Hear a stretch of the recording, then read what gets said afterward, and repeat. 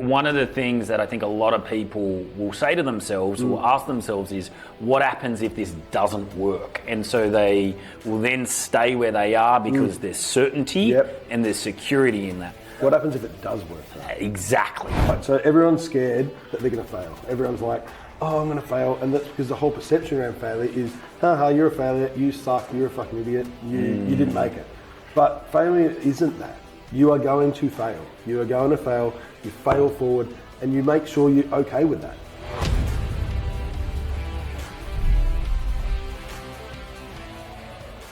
Well, welcome to Profit Made Simple. We have another very special episode for you today. We are in Sydney. We're here for the Beyond Active conference, and I have an absolute powerhouse in the fitness industry, someone that I've got to know better and better over the last couple of years, and that is Benji Doart, otherwise affectionately known as Benji. Welcome, mate. Thanks for having me, mate. Absolute pleasure. I'm excited about this. We've been talking about it for a long time, and I saw you on stage at Rise to Greatness, and you shared this incredibly powerful story, and I went, you know what? There's 500 people in the room that are listening to that, but there needs to be more hearing your story because it was inspiring. So right now you run Super Fit Grow. You're one of the two owners in that. Obviously wildly successful business. You're marching towards an 8-figure business. You're in 8 different countries and you are really revolutionizing the industry. But I want to go back because it hasn't been all entrepreneurial success for you. It hasn't been, just this amazing, track record of changing businesses' lives. So take us back a little bit, mate. Take us right back, actually. Tell us a little bit more about who you are and how you got to this point. Yeah, everything started when I was a kid. So when I was a kid, I grew up in a really, really, really rough household. It was, it was very challenging. The reason for that was there was a lot of domestic violence. It was very, very challenging as a kid. I was 8 years old when my parents split and my mother quickly remarried.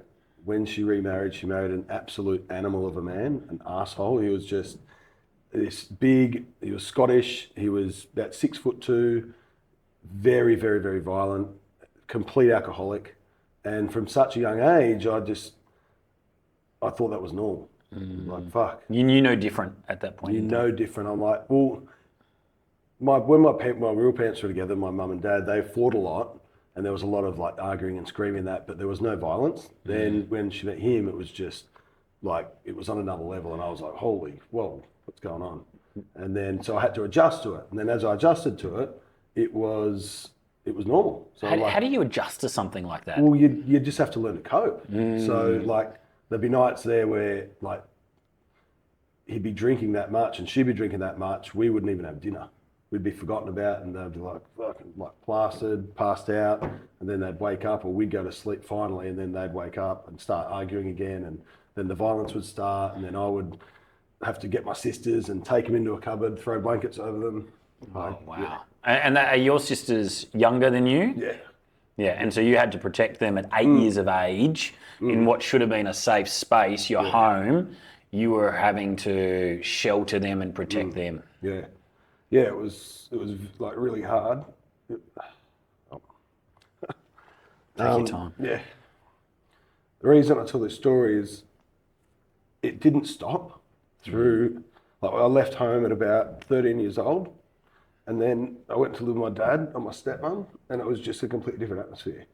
So it was all love and something I hadn't experienced for like 5 years. That would have been just the most horrific upbringing. What a contrast to move to your dad. Did your sisters move over as well? No, and then that's when the guilt started. Yeah, I bet. So, like I'd go back there every sort of fortnight and I'd see my mum and see the sisters and have to see them unfortunately. And it was exactly the same, just on a smaller scale for 2 days instead of every day. Yeah. If that makes sense. So, yeah, so basically I'd go back there and there was guilt. I felt guilty. They'd call me up saying, oh, you started again. Benji, you've got to come home. Come and help us. And then what am I going to do? You know what I mean? And you were only 13 years of age at this stage. And then we would call the police. Me and my dad would call the police and basically say, hey, can you go up to this address? Was it 94 Conway Road? I think we lived on in Currajong, and I still remember it clear as day. And they'd go up there, and my mum would answer the door and say everything's fine.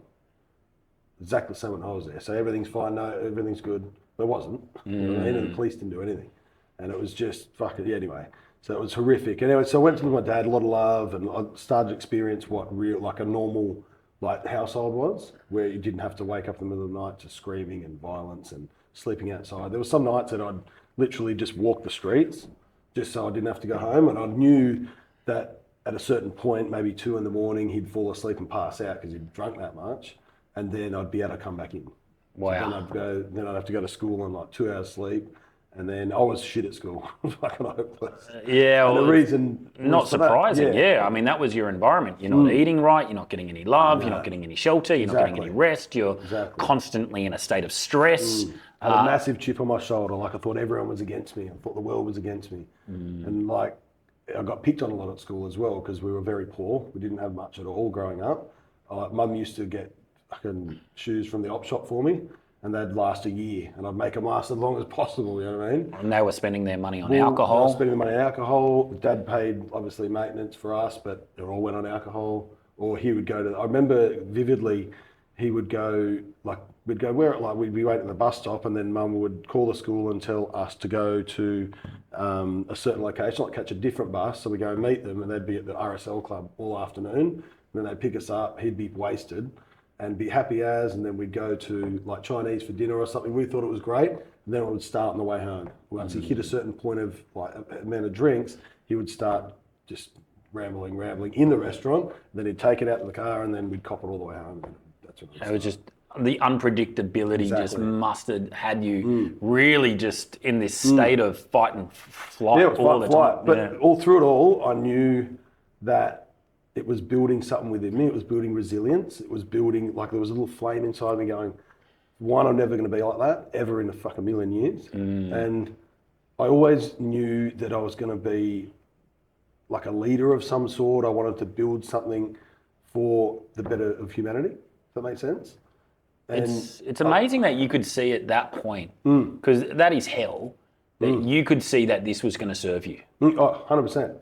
I knew it was going to serve because I've always strived for the best, and that's where the fitness came in. So I did fitness since I was 5, little athletics, soccer, rugby, anything, and I always excelled at everything I did. Everything, boxing, that was about 13, and just everything I've done. It's always been my sort of safe space and my saviour to escape. You know what I mean? And I knew that through fitness, it would build something even more inside of me, more resilience. And if you do hard shit when you're younger, and even throughout your whole life, like this morning I woke up, went and did a hard session, and it set my day up for life. It builds fortitude. Exactly. Yeah. So knowing that you can do that, and again, I've always been a positive mindset person too. I've never been that, oh, poor me. Oh. Like even when I thought the world was against me, I didn't think poor me. I was just trying to work it out, trying to figure out like who I was, what I stand for, what I do.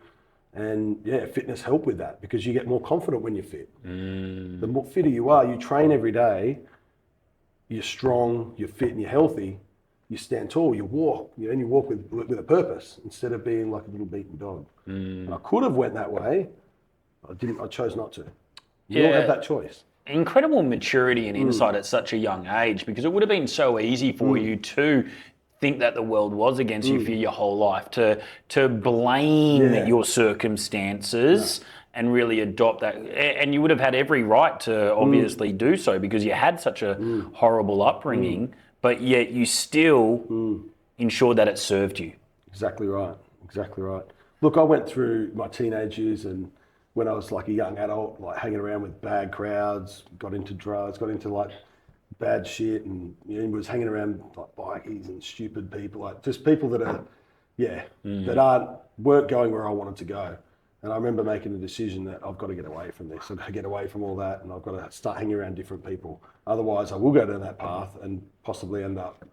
Great awareness, though. How old were you when? So we moved into your dad's house at 13, and then obviously that was a very different environment. You were showered and with love. Yep. You then got mixed in with a bad crowd. What age were you there? I was probably, was probably about 18, 19 when I Okay. turned then.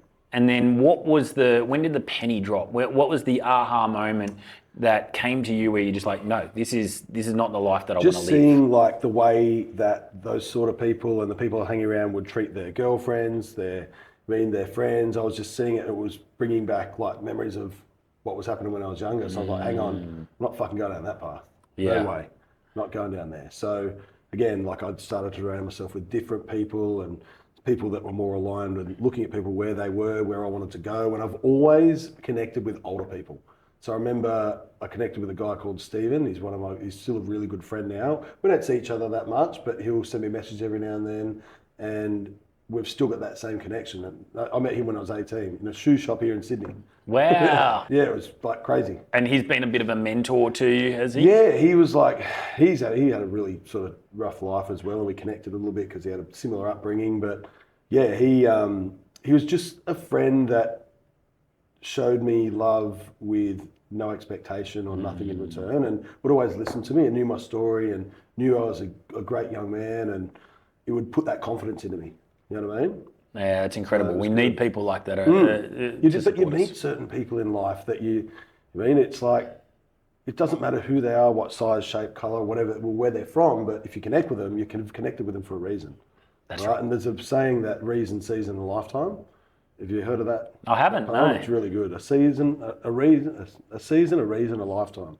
People come into your life for a reason, a season, or a lifetime. And it's pretty cool. Like, I like that. why do they come in? Once you've kind of abstracted yourself from that bad influence, you've started to meet people like Stephen and started to surround yourself. What was the next chapter in your journey from there? Yeah, definitely. So I left school at 16. I did an apprenticeship as a stonemason for around 4 years, finished that, and then I went and worked for myself for about 3 years.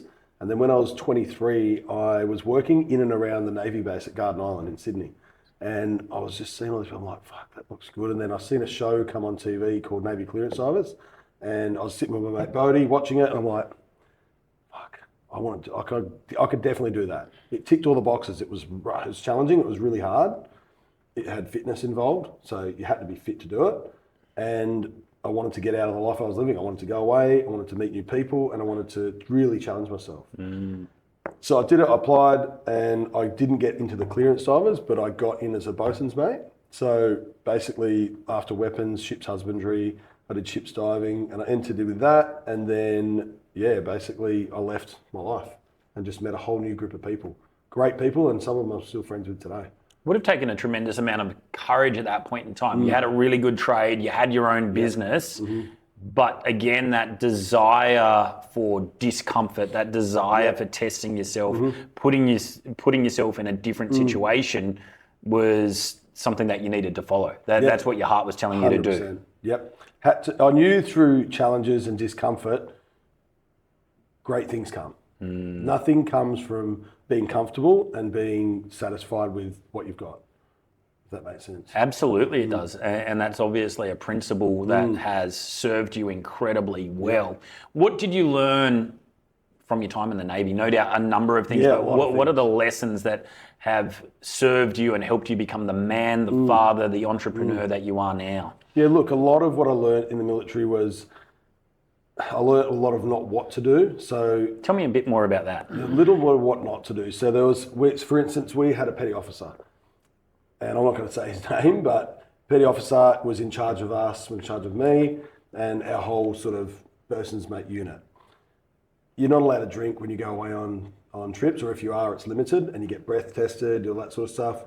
He went out one night, off there, came out that drunk, he was pissing his pants and pissed his bed, vomiting everywhere. And I'm like, this is a leader that we're supposed to be looking up to. He's our petty officer, yet it got swept under the carpet. As a leader, obviously, you need to model the actions that you want, everybody that you're leading to follow. And he was doing the absolute inverse of that. Exactly right. But then if one of us did it, like a junior sailor, you'd get driven under the hot coals. You'd get so it's double standards. Double standards. So I learned that, like, fuck, this isn't good. Why is this double standards like this? What I did learn really well was leadership. So I was a platoon leader when we were up doing the border patrols. So I did that. And I just learnt that building, like you can build so many good relationships with so many people and they all serve something different in your life. If that makes sense. You just mentioned a key word there, leadership. It's an area that I absolutely love. I'm very passionate about. We've shared a lot of leadership principles on this podcast. And you said you became a leader. What does being a leader mean to you? Being a leader means to me by leading by example, having a really strong set of core values, and never give someone a task or something to do if you can't do it yourself or you haven't done it yourself. Yeah, really leading through your actions. Leading through actions, leading with empathy, leading with thankfulness, leading with forgiveness, leading with courage, integrity, all of that jazz. Yeah, fantastic. And that's where you started to really evolve those leadership skills. The one pivotal point that really knew when I knew I was a leader, there was a couple of people in there. I was very, very fit when I was like extremely fit. And I remember one of my sort of sales seaman mates. He basically said, "Why don't you do personal training? Why aren't you doing this? Like, why aren't you training people? Because you're so fucking good with people. You're so good at building relationships, and you know your shit. And you walk the walk. You don't just tell people what to do. You actually do it." That's when it clicked. I'm like, maybe I should look into this personal training or like look into this fitness. Because you've always loved fitness. Always loved it. And then that was the moment where you started to consider it. Started to consider it, and then I remember I was trying to get into the clearance divers. I did everything I had to do to get in there. I kept getting knocked back. I did a CDAT, which is 10 days of hell, or they call it Hell Week, and you absolutely get put through the ringer. Some of the stuff in there, if civilians seen it, they would be like, how are they allowed to do that? And you did that? You experienced that? Oh, twice. Wow. Got passed with an A+ for first time. Politics didn't let me through to go on course. Then the second time I went to do it, same thing. Politics come in. So you passed it successfully? Passed it both times successfully, but I was told, and then I remember one of the guys I was friends with that was on the board of the instructors said to me, they were never going to pass you, ever. What was that? Politics. They had a certain number of quotas they had to get in. So when the baby clearance divers, they're called, coming through the system, they've got to put through a certain amount of people through that course. And certain people, there's some people that did that course that should never have passed. For instance, 2 of them shouldn't have passed. Why? Because about 6 months into the course, they dropped off. They went, no, this isn't for me. And I'd already experienced the Navy, I'd already done everything I needed to do. I knew where I wanted to go, and they kept knocking me back. And then that's when it all sort of happened. And then the guy said that to me about the fitness and the personal training. And I'm like, actually, fuck this. They don't want to accept me now. I'm changing directions, going something different. And that was the critical moment. It was a critical moment. Then that next, when was it? I did the course the second time I got knocked back. It was just before Christmas. I had Christmas to think about it all. And then that January, I remember it was January 2014. I put my discharge paperwork in, and then I signed up for a PT course with the PT Academy. Wow. Yeah. And so it was, I think life happens for us, and particularly... Everything happens for us. Everything happens for us. And you not getting in was... That was a blessing, because now, and I was actually looking at some photos of some people I was in the Navy with, clearance divers, and they absolutely look like shit now. A lot of them have got bad PTSD, they've got mental health issues, but they were at some point, they were at their pinnacle, they were like at their peak. And I was like, fuck, I want to get in there. But now I'm like, I'm so glad I didn't. You're grateful. Because also it was a very big dick mentality in there. Like there was... It was egocentric. Oh my God. Fuck, I'm the best at this. You go to the gym and it's just ego and testosterone everywhere, and everyone, I can do this and I'll do that. And I'm like, but I've never been that person. I've always been very humble and just Benji. You know what I mean? Like even now, I'm a CEO of a company, and it sounds weird when I say that. I'm not a fucking CEO, I'm just Benji. I'm just me. Yeah. You know what I mean? And it's what I've always been taught by anyone that's older than me or mentors. Have always taught me, just be yourself. Be authentic. So the values were misaligned there as well within the Navy with who you are. Completely misaligned. And that's when I knew, I'm like, I don't want to end up like that petty officer. Divorced. Kids didn't like it. I was always away at sea. It was like, ooh. Yeah, so you did learn a lot, obviously, of what not to do, like you said. Learn a lot about life. Not this is not what a great leader looks like. I experienced a bad leader. This is not the kind of culture that I want to be a part of. I don't want to be a part of politics. Exactly. And so, yeah, that would have served you particularly well. I had a similar moment, actually. I was about 24 years of age and I applied for the police force. Oh, wow. And I didn't know it at the time. As I was going through the testing, I'm red, green, colorblind, and they won't let you in if you're red, green, colorblind. And so I only discovered it through the testing itself. But that moment I'm so grateful. It was one of the best moments in my career because it led me into the fitness industry on a full-time basis. Yeah. And so you jumped in, you're a PT now, you're in the fitness industry. What did the start of that journey look like for you? Yeah, definitely. So I was still in the military. I'd completed my course. And I remember two mates called me up. One guy I went to school with and another guy, Greg, who I'm still very good mates with now. They called me, Jamie called me up and said, Benji, I'm up in the gym and I want you to come and manage it and run it for me. And I was like, well, straight into management. I've never fucking managed anything before, and I've done anything like that. So I went to a meeting and met Greg, and we got along absolute house on fire. We went to his place, Greg's place, and Jamie's place for a barbecue that night. Just hit it off, everything was aligned. It was perfect. And I left there going, great. I've got an opportunity to go to when I leave the military. So we did that, and we opened it in 2015, May of 2015. Wow. Yeah. And so baptism of fire, straight into the industry, straight into a management position in 2015. What was that experience like for you? What did you learn through? I was nervous and fucking scared. I was like, I've never managed, I've never done any of this before. And as soon as I got onto the floor and I was instructing and helping people, people would come up to me and go, you're an absolute natural. This is exactly what you need to be doing. And did you feel like you were where you needed to be? As soon as this is exactly where I need to be. Yeah. Helping people, fitness, like being around energy and transferring my energy and positive energy to other people. Remember, we had one client, and she would come in and she would say that her boss, if she didn't come in, her boss would go, "Why the fuck haven't you gone to training? You're different. You're nowhere near as productive." Yeah, wow. Because I'd set her day up, and that's the only reason she came. And she wasn't like the fittest, she wasn't the healthiest, but she came in and just, yeah.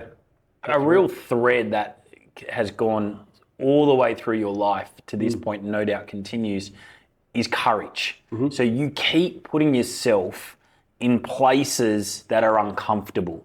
You know, having to grow up. You know, you didn't put yourself in that place, but you had to experience that discomfort. Then you went into the Navy, discomfort. Now you're in a management position, discomfort.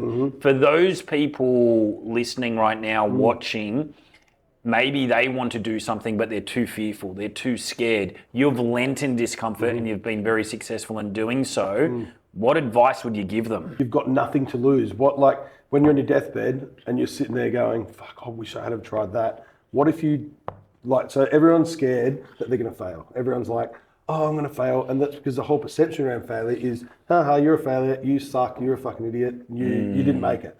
But failure isn't that. You are going to fail. You are going to fail, you fail forward, and you make sure you're okay with that. Have a good relationship with failure. Because it hasn't been all smooth sailing with me. Everything I've done, I've failed. But I'm failing forward and I'm learning. Because every time you fail, there's a silver lining in there, and you're going to learn something from it.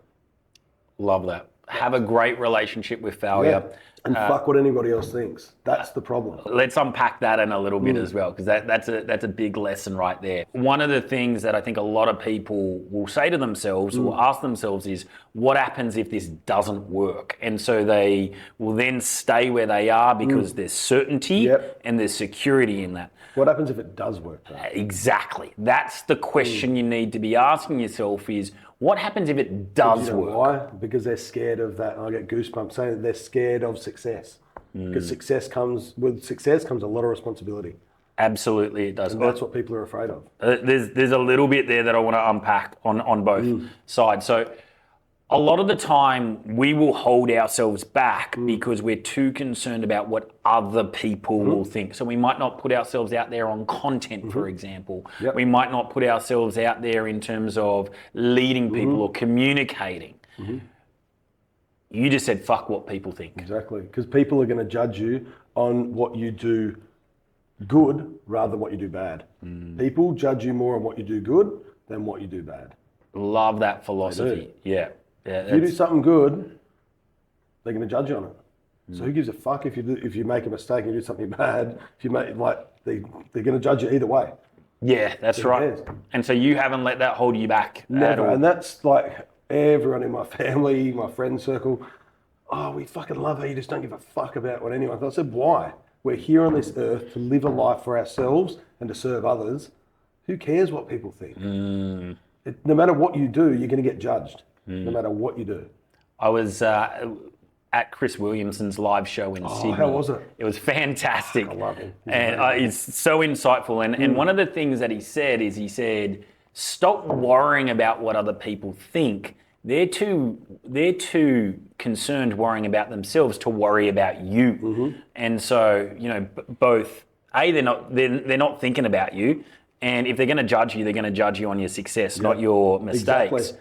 So if you take both of those, philosophies, then you can just release the shackles. Exactly right. And people will and another way of looking at it is people are so focused on everyone else.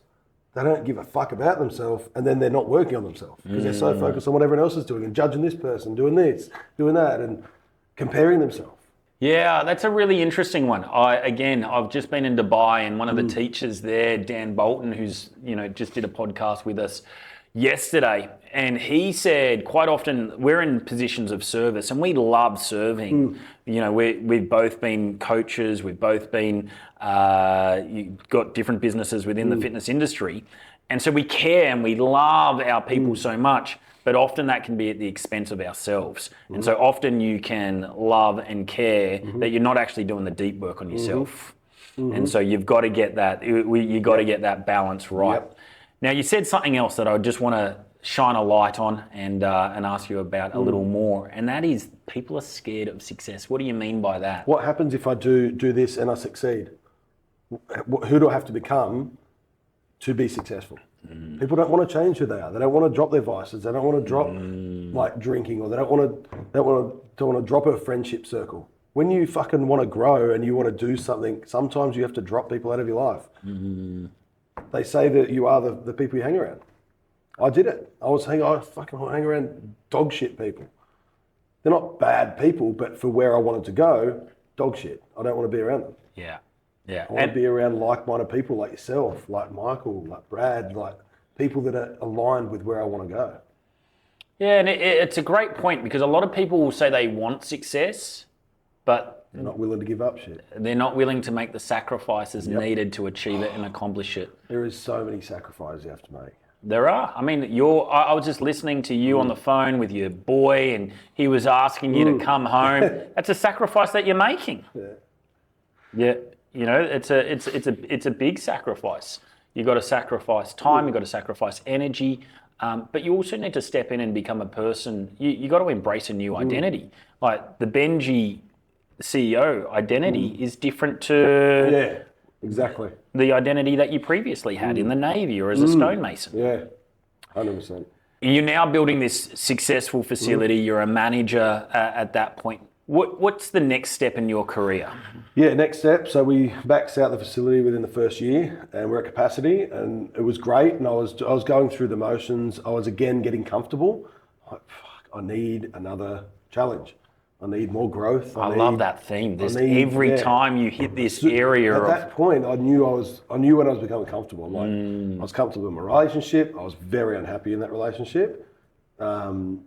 It wasn't healthy for me to be in there, and I'm like, but the job I was in was good, but I enjoyed it, but I was just comfortable. I wasn't challenging myself anymore. So I basically, I found and put my feelers out there of how do I get overseas? How do I move overseas? How do I challenge myself and go to a different country where I know no one and take a position, still in fitness, and do it. So anyway, a guy actually I was in the Navy with, he got out, and he had him and another investor wanted to open a fitness studio overseas in San Fran. And he basically said, come to a meeting. Again, went to the meeting, got along like a house on fire, like I do with everyone. got along with this guy.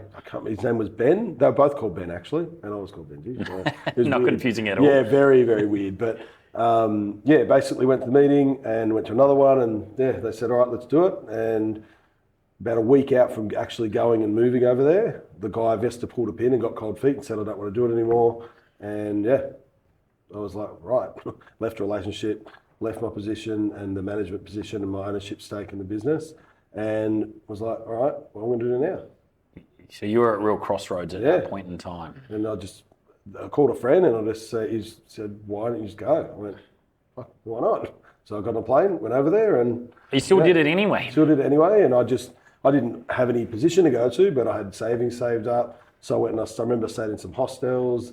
I did it on the cheap, and went over there and just walked into gyms and said, "Hey, I want to help you guys out. I want to work. I want to learn your product, learn your systems." And basically went in there and they said, "Oh, we're not looking for trainers." As soon as I said I don't want to be paid, okay. So I started doing sessions and taking classes at different locations. It was good. That's incredible. Met people, and I still know some of those people today. What again, remarkable courage, because you're going, that's complete uncertainty. Complete. No security whatsoever of a job. Nope. You had a good job, you've left that behind. Yep. You've had a relationship that's no longer serving you. And then you've just thrown yourself into an environment where nothing is certain. No expectations. You've just gone over there. Let's just go and knock on some doors. What's going to happen? What's the worst that can happen? Got told to fuck off. No, why not? Yeah, it was quite funny. And again, I built really good relationships, and again, still friends with some of those people today. I want to talk about the building really good relationships, because that is something that I believe you're exceptional at. I have a look at you in a room like the one downstairs. There's the big conference going on, and you're shaking everybody's hands. People are hugging you. You know pretty much, everybody in that room. How do you get so good at building relationships? Not giving a fuck about what people think of you, and just putting yourself out there. Like, I've always been like that though. I remember as a kid, like my mum would tell me stories. I'd walk up, I'd just go up to strangers, hey, like, what's going on? And for a little 3-year-old, that's who I am. That's what I love to do. I love to build relationships, and how can I provide value to someone or learn something from someone and have a great conversation. I love energy. As you can see, I've got a little bit emotional through this podcast because I thrive off energy in other people. Like, I just love it. It's what I do. And again, I don't give a fuck what people think. And what happens if I don't go up and talk to that person? Yeah. Again, what happens if I don't do it? Again, such a good lesson. And also what you said is really important. You provide value. And that's what I've seen from you is you don't go in there with an expectation. Nope. You just go in there, how can I provide value in this interaction? I might learn, I'm going to be a sponge. But you're not going in there with an intent, hey, I'm going to meet this person so I get this outcome. Never, ever, ever. I was just in New York in the last Beyond Active event on my own. Michael didn't come, obviously, because he had a lot of things going on. So I went my own and walked in there and just started networking. No expectation. How can I talk to people and provide value? And again, it's like you meet and learn so much from people. I think it's a really good lesson for everyone listening, everyone watching is, what's the worst that can happen, right? Like you'll meet someone amazing, you'll have an incredible conversation, stop holding yourself back, but change the intent that you go in with as well. Because everyone wants, the whole world is, what can I get out of this person? Yeah. What can I get from them? Or if I give them something, what am I going to get in return? Give without expecting anything. Give, and it fucking telling you now, it'll come back. Yeah. It'll come back. It'll always come back to you. Might not be tomorrow, not the next week, not be next year. It could be when you're fucking least expecting it. But the more you give, the more comes back. Yeah, and you're living proof of that. You're testament to that, and it's an incredible quality, and it's an amazing philosophy that I want our listeners to really intently adopt. You're now in San Fran. You're knocking on doors. You've got some positions. What brought you back to Oz? So obviously the visa situation. Yeah. So the visa situation over there, you can only be there for 3 months if you don't have a proper working visa. So that brought me back. I met, and actually another guy from the Navy had a position going for a bit of fitness equipment, and he wanted a sales manager, so I took that position. And that's where I really started to understand business and look at business from a different way. So I never, through upbringing, thought I was a business owner or could be a great salesperson. So I was like, I remember my stepdad actually, this was when I was older, he would say to me, "You're not a fucking salesman's asshole. Wow. You would never make it in that, ever." That's so crazy. Is he still in your life today? No, he's definitely not in my life anymore. I actually moved back home to when I took that role as Oz sales manager for Fit Torsion Bars. So I actually took that role and I moved back with my mum because I knew shit was bad, I knew shit was going on. So I moved back in and basically it started getting worse and worse, and then I got her out of there. I said, "Mum, you need to get out. You need to go. You need to get out of the house." And I built that courage up in her, and again, gave without expecting anything in return, and then got her out. And she packed her car. One day he was at work, she packed her car and just drove to Queensland. Wow. Her sisters, and got her out. And I remember she told me she got to, I think, Port Macquarie and then turned around and started driving back because she couldn't do it. And I'd said, "You fucking turn that car around now and never come back." And she has never returned. Now she's met the most beautiful man. Oh my God, that's an amazing story. Good. Yeah. So but I was still living in the house when she left. I was still living there until because I went over to America again with OzFit, and yeah, I was still living in the house up until I had to leave. It was weird. It was very horrible. Yeah, that would have been Very awkward, but I knew I just had to get her out, and I had to stay there for a point because if she did come back, I wouldn't have let her back in. I would have said, "No, go." Yeah, well, that must have been the relief that you must see when you see your mum right now. She's lost like 25 kilos. She exercises. She's healthy. She travels. This guy that she's with, Paul, he's just an absolutely lovely, beautiful man. Really, really nice. No, that's got to light you up. It does. Just a shame it happened too late in life. Yeah, but it's still better. It's still better that it happened. Absolutely, absolutely. Right now, you founded or you co-founded Superfit Grow with Michael. Why did you start that company? What was the driver behind it? So throughout my whole time with like working in gyms, fitness studios, doing Fit Torsion Bars, I knew there was a place for a brand that had what me and Michael have in us, which is serving other people, helping clients without anything in return, providing as much value as possible, and building a company that has never been built before. Doing something that's never been done before is what we're building and what we wanted to build. So that's why we started. And again, helping more business owners, helping more people. What do you mean by never been done before? What's the gap that you saw? What's the space? What's the opportunity that you saw there? So the opportunity is, again, me and Michael. So both of our qualities and who we are is why Superfit Grow is so successful, because we've got such strong core values. We both see the world through the same lens, but we're completely different people. When you put that together and you've got that's powerful. That's rocket fuel. Because he brings out the best in me. Yeah, that's unstoppable, and incredible that you've met someone like Michael. Yeah, and you guys can do that for each other. Yeah, he's actually very much similar to my wife. Yeah, very similar. It's pretty funny. We always joke about how we talk to each other more than we talk to our wives, because he's in Melbourne, I'm in Brisbane. But yeah, he's a fucking special guy. Very special. I love that vision that you have for it. And as a result, you're seeing some incredible success. What are some of the things that have led to you realizing some of that success? Obviously, the intention with what you do things, obviously, great complementary skill set with you and Michael. Yeah. But, you guys are just going from strength to strength. Every time I speak to you, you've got new clients, new partnerships. How are you doing it? Again, failing forward, having strategy, not being afraid to do something, execute something, and if we fail, we learn and we keep moving forward, keep going. Finding the right team as well. Our team is I love all of them. They're like family. They're just so fucking good. They live and breathe what we do. They share all of our stories. They share everything. Our team is so strong, and our culture is super, super strong. Without that, we wouldn't be where we are.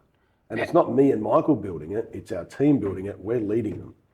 I love that. I was just about to ask, because a lot of people out there will be like, I can't build a great team. I've found it so hard to get good team members. Because it is hard. It is hard, but you guys have done it. So People give up. Yeah. People give up too early. They hire one wrong hire and they're like, oh, fuck, I can't do this. Yeah. They go, you've got to keep going through it. You've got to do something. It's like reps at the gym. If you want to get bigger or if you want to be a better runner, you've got to put in the reps and the progress and the process. That's that resilience. Exactly. Again. You've got to do it. You've got to just, again, when you fail, look at it and go, all right, what did I learn from that? I'm not going to make that same mistake again. I'm going to learn from it and do something better. You're attracting amazing team members. You're failing forward. You're very customer centric as well. Is there anything else you'd like to share with the listeners in terms of how to build this, an 8-figure business, a successful business that they can take away? Again, if you've got an idea, if you've got a plan, if you've got a strategy, don't be afraid to fail. Just get it done. Go and execute it. Everyone, the whole world right now we've got information at our fingertips. We can learn so much, free YouTube videos, whatever we want. We haven't got a learning problem, we've got an execution problem. There are ideas in some people that will never get brought to light that are the most incredible ideas that are going to help humanity, but people don't do it because they're afraid. Yeah, it reminds me of the analogy that the cemetery is the richest place on earth because that is where all the dreams and ideas are buried because they haven't been executed. That would have changed the world. Exactly right. If we can change, again, we do market research every week and looking at 15% of the population in Australia actually go to the gym. There's so much opportunity to grow. If we can be a part of that growth and to support humanity and to create healthier lifestyles, we're doing something bigger than ourselves. So powerful. And I think one of the things that you're very clear on is you're very clear on your vision, you're very clear on your mission, your purpose, and that's powerful to help you overcome those obstacles or challenges that come your way because they're just a little blip, they're just a little crack in the road. Exactly. Yeah, and you're going to keep charging and you're going to keep moving forward. It's always just little bumps. There's always going to be bumps. There's never going to be bumps. I wake up every day going, yes, there's going to be fucking fires. There's going to be challenges. How are we going to overcome? Like last week we had a Thursday, I think it was, but no, Wednesday was just, it was like a day from hell. It was everything that could have gone wrong in the business went wrong. But you're still here. You didn't quit. You didn't give up. It's fun. Yeah. And I tell Michael, I tell our whole team, in adversity, when we're having those feelings, let's have fun. Bring the fun into it. Smile. Change your perception of hardship. With hardship becomes great things. There's never going to be hard. It's going to go hard. Good. That's right. Hard. Good. Yeah. And it makes you appreciate the good times. Yeah, and we all want to be resilient or we all want to have more fortitude. You can't have that without the hard times because that is what cultivates it. That is what creates it. What are your plans for Superfit Grow? You've obviously come so far in such a short amount of time. What big dreams, plans, goals do you have for the business? Yeah, so we're building a global brand, we want to build $1 billion company, and we want to penetrate different markets. So we want to go into the Saudi Arabia, Middle East market. There's huge growth opportunity over there. We're already in Asia, US, Canada, Australia. New Zealand we're not doing too much in, but we just want to build that ecosystem and a synonymous brand that people know, like, and trust. And we can help them. Love that.